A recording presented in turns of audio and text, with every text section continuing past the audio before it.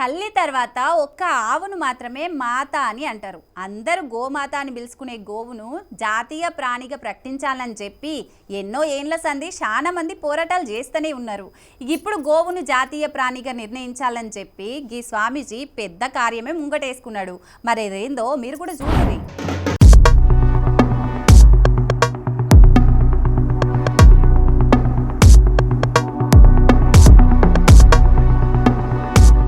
గోవును జాతీయ ప్రాణిగా ప్రకటించాలని చెప్పి ఊరూరా వాడవాడలా గోవు మహత్యాన్ని చాటి చెప్పుకుంటా కాశ్మీర్ నుండి కన్యాకుమారి దాకా పాదయాత్ర చేస్తున్నాడు ఈ బాలకృష్ణ గురుస్వామి. 14 రాష్ట్రాలల్లా 182 రోజుల సంధి 5100 కిలోమీటర్ల దూరం గోరక్ష మహాపాదయాత్ర చేసిండు. అఖిల భారత గోసేవ ఫౌండేషన్ ఏర్పాటు చేసిన బాలకృష్ణ గురుస్వామి ఈ గోమాతను ఎంబటి పెట్టుకుని దేశమంతటా తిరుగుతున్నాడు. ఈ మహాపాదయాత్ర ఆఖరయ్యే వరకు హైదరాబాద్ లా ఈ బాలకృష్ణ స్వామికి ఇట్లా స్వాగతం పలికిరు అక్కడి జనాలు. మరి ఆయన ఏం మాట్లాడిండో ఒకపారి మీరు కూడా ఇనుండ్రి. ఈ భూమిని బారుగుపరచలేదు, ఎందుకంటే మనం తినే ఆహారం ఈరోజు భారతదేశానికి వెన్నెముక రైతు. అలాంటి రైతుకు వెన్నెముక ఈ గోమాత.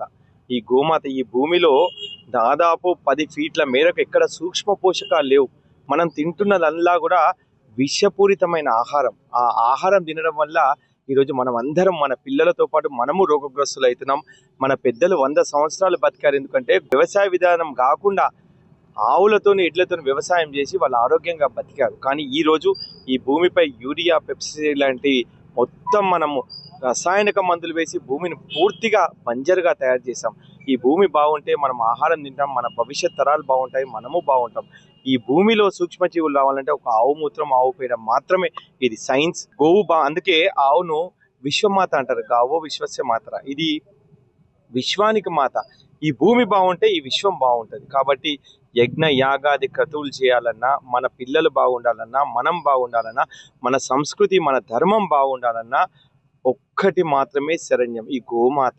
అలాంటి గోవులు లేకపోతే 15-20 సంవత్సరాల తర్వాత ఈ భూమి పూర్తిగా నిర్వీర్యం. దేశీ జాతి ఆవులను కాపాడుకోవాలి.